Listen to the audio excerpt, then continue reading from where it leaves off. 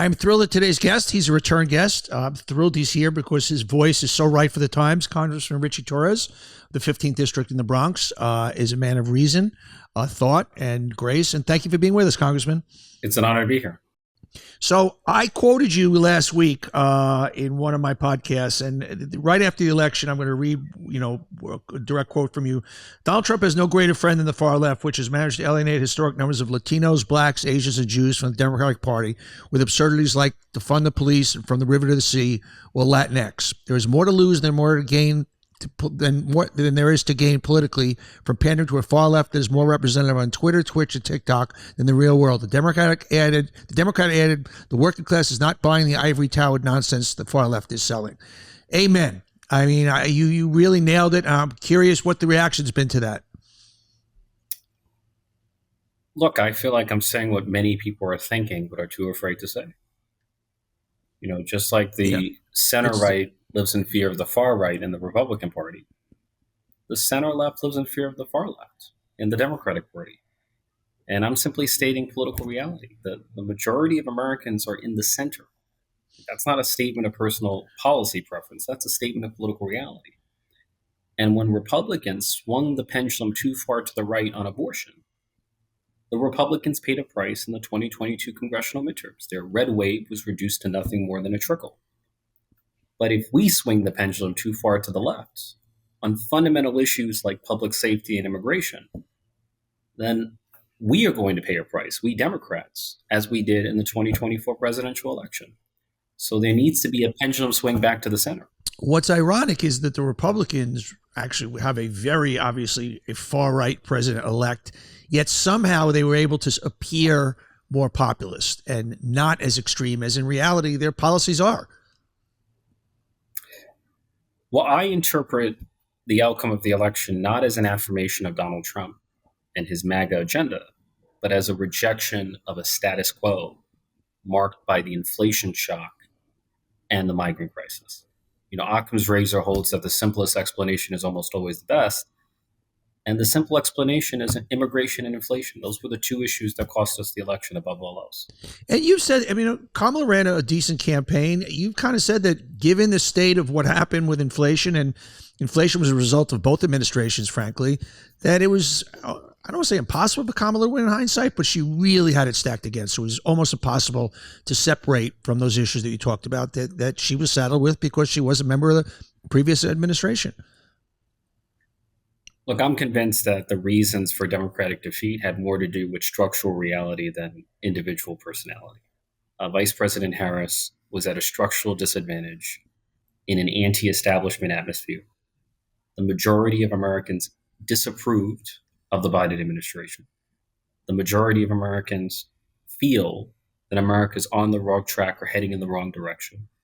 And the majority of Americans say that they are worse off today than they were 4 years ago, primarily because of inflation.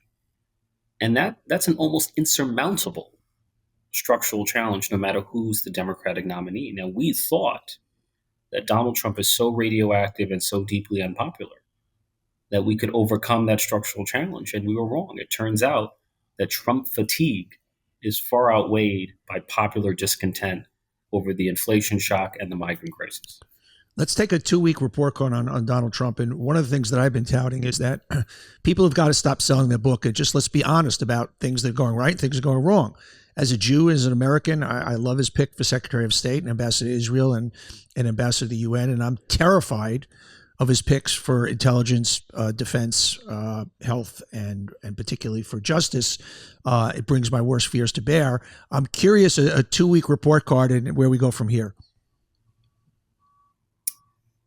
Look, I largely disapprove of his appointments, but I wonder whether it matters. I wonder what matters to the media might be quite different from what matters to everyday people on the ground.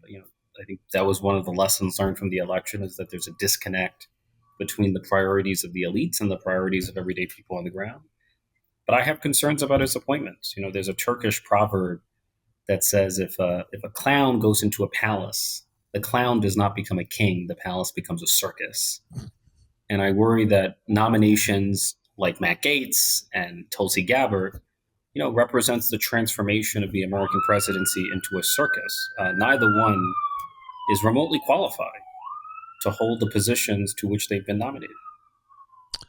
Let's talk a little bit about Israel. You've been a tremendous proponent of Israel and the rights of Israel and for Jews and against anti-Semitism. You One of the things that they lost a chunk of votes on, and I know a lot of people personally, Jewish voters, I'm Jewish, who said, I can't vote for Democrats. And Democrats were a little mamby-pamby. Yes, Kamala came out and would say she supported Israel, but there was always a but afterwards. And I'm curious your take on how you think that played out in the election. Look, Pew Research has found that more than 80% of Jewish Americans either consider Israel important or essential to their Jewish identity. And so if you have a far left that's uttering phrases like from the river to the sea or globalize the Intifada or advocating for the violent destruction of the world's only Jewish state, then you're going to alienate the majority of Jewish voters. And we saw a severe hemorrhaging of Jewish support. Donald Trump came within 5 points of winning New Jersey. He came within 12 points of winning New York. He cannot achieve those kinds of margins without making real inroads into the Jewish community. Now, I've long felt that Vice President Harris is a mainstream pro-Israel Democrat. She falls squarely within the pro-Israel consensus that has historically governed the U.S.-Israel relationship. But fairly or unfairly, she was perceived as playing both sides. Yes. And when you're perceived as playing both sides, you please no one and you alienate everyone. Like, playing both sides is not only bad morals, it's bad politics. And so, I would advocate that the Democratic Party speak out on the issue of Israel with the same moral clarity of a John Fetterman or myself. Like, that would put to ease the concerns that many in the Jewish community have about anti-Semitism on the far left of the Democratic Party. So why don't they? Fear. The fear of the far left. Yeah. That's change. What prevented President Biden from issuing an executive order restricting migration at the border? Why did he wait 2.5 years to do it? It's fear of the far left. We have given the far left outsized power over the policymaking and messaging of the Democratic Party. Yeah, look, there was a wonderful. Go ahead, sir. There was a wonderful op-ed in the New York Times entitled "We Have to Say No to the Far Left," and the author made a recommendation that every elected official should take to heart. We have to stop filling out far left questionnaires from far left interest groups that require us to take positions that alienate the majority of the American people. Like, these questionnaires are in-kind contributions to the opposition research arm of the Republican Party. You remember the ad that Donald Trump ran against Kamala Harris? He said, she will fight for they, them, I will fight for you. It was the Willie Horton ad of this campaign. But part of the ad was weaponizing Vice President Harris's words against her. Right? There was an interview in which she said that she was in favor of transgender surgery for prisoners and detainees. And I'm thinking to myself, what prompted her to even weigh in on the issue? Yeah. On an issue that affects a vanishingly small number of Americans. And it's because she was under pressure from far left interest groups to do so. Yeah. The Democrats have got to step away from the far left, and they've got. So, what do you say then to let's say a member of the party, AOC, who is a very visible member of the party and fights for her constituency? And I would hear so many people, swing voters, the voters you talk about around the center, AOC, like AOC was a really bad thing, and she is one of the faces of the party. She symbolizes all the issues of the far left that you're talking about. So, how does the party open up the tent, obviously, and have room for that voice, yet it not become the voice, the brand of the party? Look, I feel like our message should be just about everyone should have a seat at the table. Like, we should be a big tent. We should include voices from the far left. I'm not advocating the excommunication of the far left from the Democratic Party. But there's a difference between saying you should have a seat at the table versus saying you should control the table. Yes. Well said. And so the far left should have a seat at the table, but it should not be the table. That's because really the well put. majority of Democrats are in the center left. And that's the distinction. I'm not advocating the disenfranchisement or the disempowerment of the far left. I'm advocating for a Democratic Party that represents the priorities and the policy preferences of the working class people who are the raison d'etre of the Democratic Party. We exist to advocate for that part, for that population. And it was taken away. You recently talked about that the Democratic Party is going to be the most powerful minority in the history of governing. What did you mean by that? Look, the Republicans have no concept of how to govern in the House of Representatives. The Republicans are unlikely to have anything approximating a functional governing majority.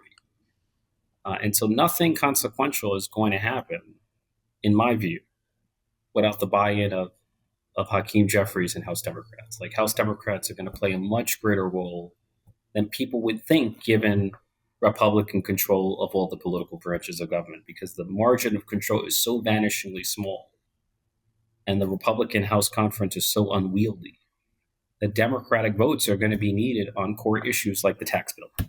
That's my prediction. I could be wrong, but that's my prediction. And that's what we saw, on an issue like the National Security Supplemental, which provided critically needed aid to Israel. Right? That could not have passed on Republican votes alone. House Republicans needed House Democratic votes. And so I feel like we're going to see more pieces of legislation that require votes from both parties. Let's talk about anti-Semitism. You've been very outspoken against it, obviously, and you were coming off last weekend in Amsterdam. I can't even say the words out loud. Jew hunt, an organized, marauding and barbaric behavior towards Jews. Clubbing them and throwing rocks at them simply because they were Jews. The mayor of Berlin really came out in the last day or two and said that Jews, when they're in Arab communities, Jews and gays, should hide their identities. This is what's going on there, and still around here, we allow Nazis to march in Columbus. We allow students to go on campus to say from the river to the sea, and that Sinwar is a martyr. Why is sometimes anti-Semitism graded differently than other hate against other groups? And it is, it's tolerated. The double standard surrounding anti-Semitism is itself a form of anti-Semitism. And I'm of the view, and the lesson of history is that any society that embraces anti-Semitism will ultimately rot from within. A healthy society tells its Jewish community, we will protect you. We will keep you safe. A sick society tells its Jewish community, you have to be in hiding. Anti-Semitism is a sign of societal sickness. And what we're seeing in Europe is a pathology. What's particularly scary here is what I call the vice of anti-Semitism is coming from both sides. You have it obviously from the extreme far left, and then you have it from the extreme far right. And that's what makes it particularly frightening. Anti-Semitism is the most complex protean form of hatred, right? There's anti-Semitism as hatred for Jews as a religious community, hatred for Jews as a race, or hatred for Jews as a nation. Anti-Semitism, anti-Zionism is anti-Semitism. And to your point, it comes from both the far right and from the far left. It comes from across the political spectrum. And one of my criticisms is that there are those on the right who only critique anti-Semitism from the left. And there are those on the left who only critique anti-Semitism from the right. And I feel like if you're only willing to speak out against anti-Semitism from the other side, then you're politicizing it. You're part of the problem rather than part of the solution. Like, we all have an obligation to speak out against anti-Semitism no matter what form it takes and no matter what ideological or partisan direction from which it comes. Let's go back to the state of the union here. With Donald Trump presidency upon us. Obviously, a lot of voters, particularly in New York, were devastated with the outcome. And their worst fears are the things that so many of us on TV have talked about, these fascist tendencies and the possibility of the military honoring their own people and things like that. And people are really concerned. What do you say to people to give them a message of hope. I've been trying to say to people, let's start with a hope for the best and go from there and call balls and strikes as they see it. Look, this too shall pass. I mean, America is the most enduring experiment that humanity's ever seen. Do I consider Donald Trump to be a challenge to the norms of liberal democracy? Yes, as evidenced by January 6th. But is he the greatest threat to democracy that we've ever seen? The answer is no. The Civil War was a greater threat. Slavery was a greater threat. Jim Crow was a greater threat. Right? People forget the political violence of the 1960s. We saw the assassination of a president and a presidential candidate in our greatest civil rights leader. And so I think the lesson of history is that we're capable of overcoming the greatest challenges, including Donald Trump. The American experiment is resilient, if nothing else. And we should see this moment not only as a challenge, but as an opportunity for us to rebuild as a party and to emerge better, stronger, and wiser than ever before. I'm often inspired by the words of Friedrich Nietzsche, who said, "That which does not kill you makes you stronger." Yes, that's one of my favorite quotes. What doesn't kill you makes you stronger. Yeah, I keep telling people that, and look, I was passionately, campaigned against Trump, that he does have the chance to be great. If he leaves the crappy stuff aside, that the people want to come together. I think he's going to do the right things by Israel. And I hope that his desire to be loved outweighs his desire to be feared. That last time that didn't hold true. So might be a pipe dream, something I'm just saying to maybe make people feel better, but look, it's something I'm saying. If it were up to me, he would never be president. Obviously. Because I feel like his character is disqualifying. But, the American people made their decision. In a democracy, we have to respect the choice of the people. And I hope I hope that, for nothing but what is best for the country. But I see this moment not only as a challenge, but as an opportunity. And we have to make the most of it. Well, Congressman Ritchie Torres, thanks for taking the time. I know how busy you are. I really appreciate it. I'm a huge fan. Thank you, Daddy. Always a pleasure. Everybody, thanks for watching. If you like it, hit that subscribe button. And we love having you here watching On Brand. And just don't miss any future episodes. So don't forget to hit that subscribe button. We'll see you next time.